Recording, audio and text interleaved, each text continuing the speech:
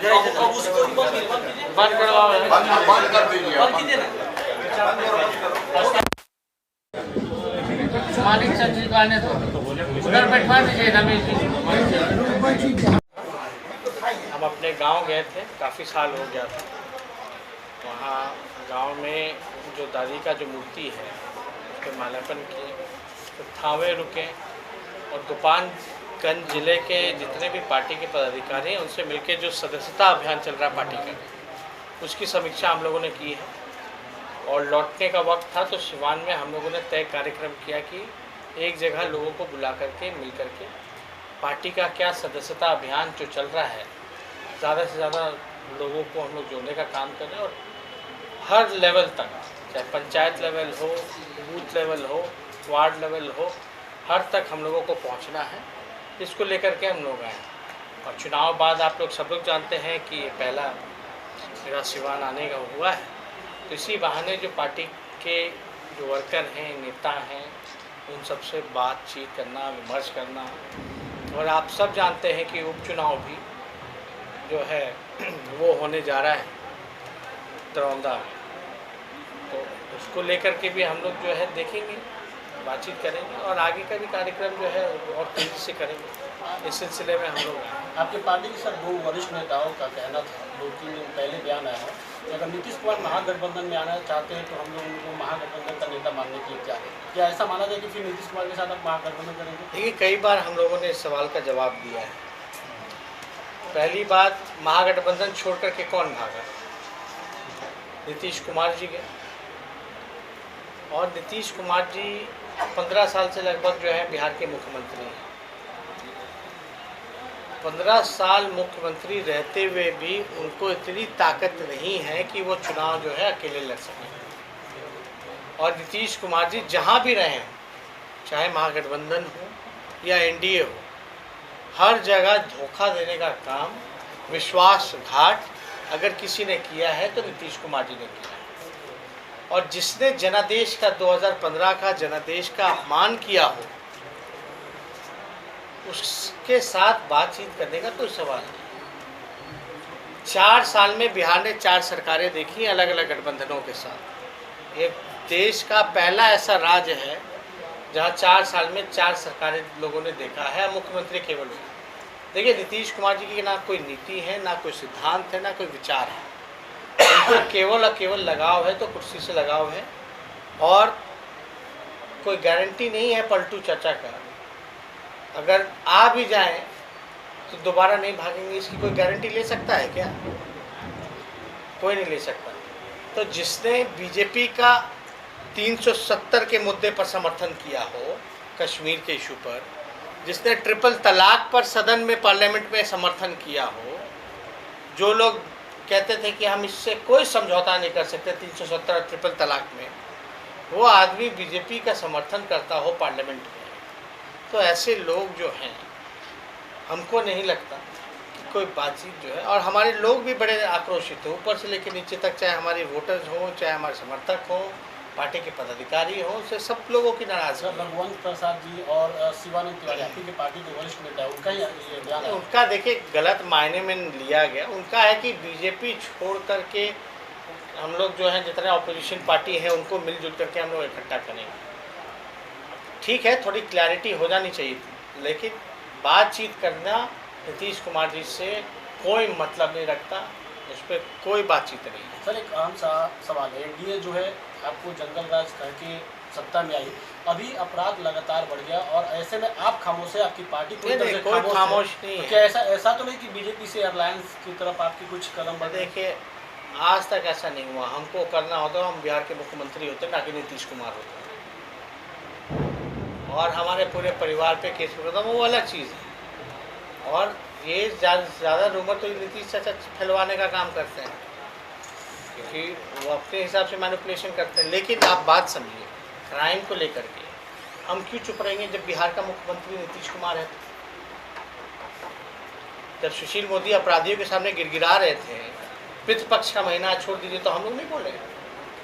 मुख्यमंत्री, चाहे हम लोग तो बालिका गृह कांड जो हुआ, उसमें हम लोग दिल्ली में जंतर मंतर जाकर हम लोगों ने धरना किया। और दुर्भाग्यपूर्ण है आप लोग मीडिया के लोग हैं, आप लोगों को भी हम ये बात संज्ञान में लाना चाहते हैं कि इतना दरिंदगी के साथ या हुआ बच्चियों के साथ जो अंजाम जो हुआ, जिस हिसाब का मुजफ्फरपुर बालिका गृह किया गया, होम शेल्टर होता है आसरा देने के लिए बेसहारा बच्चियों के लिए, 11-11 साल की, 15-15 साल की, उनका गैंग रेप किया गया, उनको नशे की गोलियां खिलाई जाती थी, गलत काम कराया जाता था।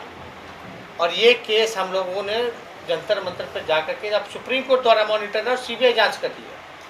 दुर्भाग्यपूर्ण ये है कि ये सरकार इतनी निकम्मी है, इतनी गैर जिम्मेवारी है और पूरी तरीके से अपराधियों को बचाने में लगी हुई है, उनको मंत्री बना दिया जाता है।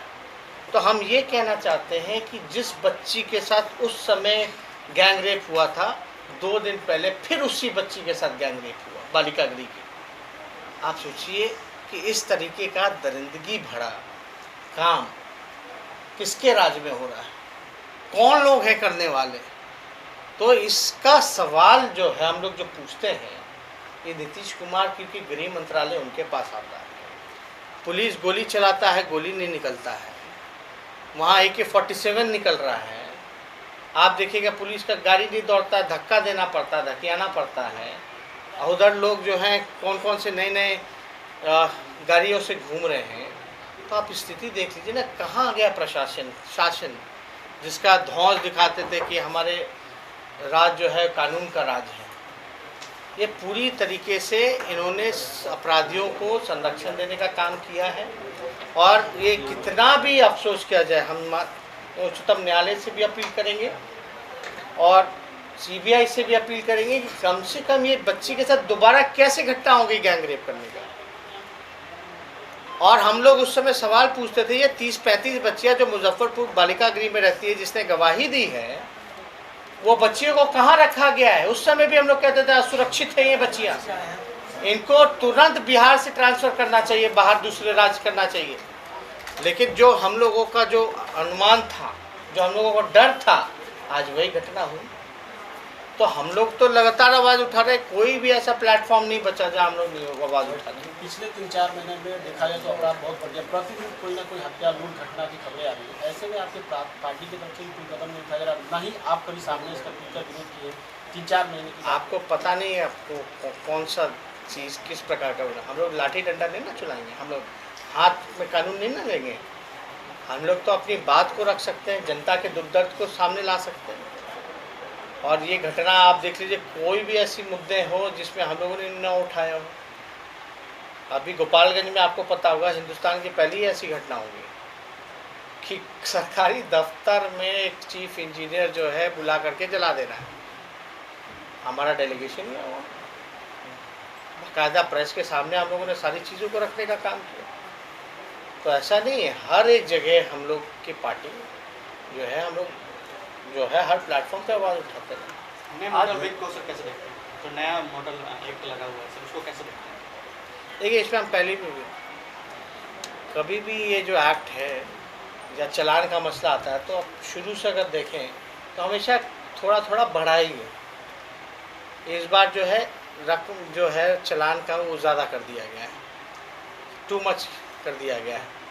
लेकिन मोटिव यही होता है ना कि भाई इंडिया में सबसे ज़्यादा अगर मरते हैं लोग तो कोई बीमारी और किसी चीज़ से नहीं जितना रोड एक्सीडेंट में लोग मरते हैं।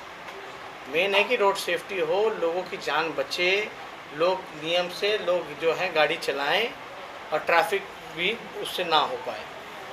तो ये मेन देखिए, चालान तो बढ़ाया, लेकिन क्या हर बार चालान बढ़ाया गया तो क्या घटनाएं या ट्रैफिक कम हुआ? लोगों की फिर भी मौतें होती हैं। तो मेरा जहाँ तक मानना है कि सिर्फ चालान काटने से नहीं होगा, बल्कि लोगों को समाज में जागरूकता फैलाने की ज़रूरत है। लोगों को एहसास दिलाना पड़ेगा, जानकारी देनी पड़ेगी कि आपको क्या फ़ायदा है, क्या नुकसान है। तो जा करके जागरूक कीजिए। अभी आप आइएगा तो देखिएगा पूरे गोपालगंज से ज़िला हम लोग बाई रोड ही घूम रहे हैं, देखिए कितने लोग फॉलो कर रहे हैं। सर चालान वगैरह तो डीजीपी भी नहीं फॉलो करते हैं, तो उसमें हम क्या कहें। सर चालान तो बढ़ा दिया गया, लेकिन जो सड़कें हैं वो आज भी, लेकिन जो व्यवहार जो पुलिस का है, वो व्यवहार में उनको परिवर्तन लाना पड़ेगा। इस प्रकार का परिवर्तन अगर नहीं लाएंगे, अगर जो व्यवहार पुलिस कर रही है तो और जो है पब्लिक को अपने से दूर करेगी और पब्लिक का भरोसा पुलिस और प्रशासन से हटेगा, मिटेगा। आए दिन हत्याएं हो रही हैं और वैसे में विधानसभा चुनाव से पहले ठीक है नीतीश कुमार का नारा, क्या लगता है विधानसभा चुनाव में कितना असर करेगा? कोई ताकत ही नहीं है, नीतीश कुमार जी समझ गए, वो उनकी पार्टी के लोग समझ गए। ठीक है का मतलब क्या? घसीटने वाला, घसीटा में चुनाव है, अभी कुछ देर पहले टीचर को गोली मार दी गई है। देखिए अपराध तो चरम सीमा पर है, कई ऐसे अपराध हैं जो ऑन रिकॉर्ड नहीं आ पा रहा। अभी 1 घंटे पहले टीचर को गोली मारी गई। अब जो लोग जंगल राज जो चिल्लाते थे, अब उनसे जाके पूछिए कि कौन सा राज है। हम तो कहते राक्षस राज आ गया है, पूरी तरीके से जो है अपराधियों का बोलबाला है, क्योंकि उनको संरक्षण प्राप्त है। कहाँ से आ रहा है? ये बोले शराबबंदी कराएंगे, पूरा शराब पेल करके आ रहा है, होम डिलीवरी हो रहा है, क्या हो रहा है? तो इसका जवाब कौन देगा? गुटखा बंद हो ये गया बोलते है। थे ना कि शराबबंदी होगी तो अपराध कम होगा, ये तो उल्टा हो रहा है। मुख्यमंत्री हमेशा हर भाषण में बोलते थे देखो चौक चौराहे पे जो है कम हो गया, अब तो गोलियां चलती है कि 47 से। इसका जवाब तो मुख्यमंत्री को देना पड़ेगा ना। सिवान में 3 चीनी मिलें से सूता मिलें बंद है। नीतीश कुमार ने वादा किया था जब भी चुनाव आता है ये मुद्दा हावी हो जाता है कि जो बंद मिले हैं उसको शुरू कराकर रोजगार मिले, बावजूद आज तक कुछ नहीं हो सकता। अब तो ये जनता को समझना पड़ेगा। अगर आप सरकार में आते तो फिर आपके तो जब सरकार में आएंगे तो जो संभव होगा वो हम लोग करेंगे, लेकिन सवाल अभी तो हम लोग सरकार में है नहीं। फ्यूचरिस्टिक बात नहीं करना चाहिए, प्रेजेंट में रहना चाहिए। प्रेजेंट में यही सच है कि मुख्यमंत्री नीतीश कुमार हैं, उन्होंने क्या किया नहीं किया ये जनता को देखना पड़ेगा। इन लोगों ने डबल इंजन का सरकार है, एक इंजन अपराध में, एक इंजन भ्रष्टाचार में। भ्रष्टाचार भी इतना बढ़ चुका है, आप चले जाइए कोई भी ब्लॉक ऑफिस से लेकर के कहीं भी, हर जगह भ्रष्टाचार है। बिना भ्रष्टाचार के काम नहीं हो रहा, क्योंकि आरसीपी टैक्स लग रहा है। आप जाइएगा कहीं भी आप देखिएगा डबल इंजन की सरकार, ना बिहार को विशेष राज्य का दर्जा मिला, ना बिहार को अभी बाढ़ आया ना उसके लिए कोई पैकेज मिला। तो बिहार के किस बात का डबल इंजन है फिर? तो बिहार के लिए ही काम नहीं हो रहा। जिस बिहार ने 40 में से 39 सांसद दिया उस गठबंधन को, जिसने पूरा भरोसा किया, वो कहाँ है पूछिए। लोग झांकने तक नहीं आए कि बिहार डूब रहा है। ठीक।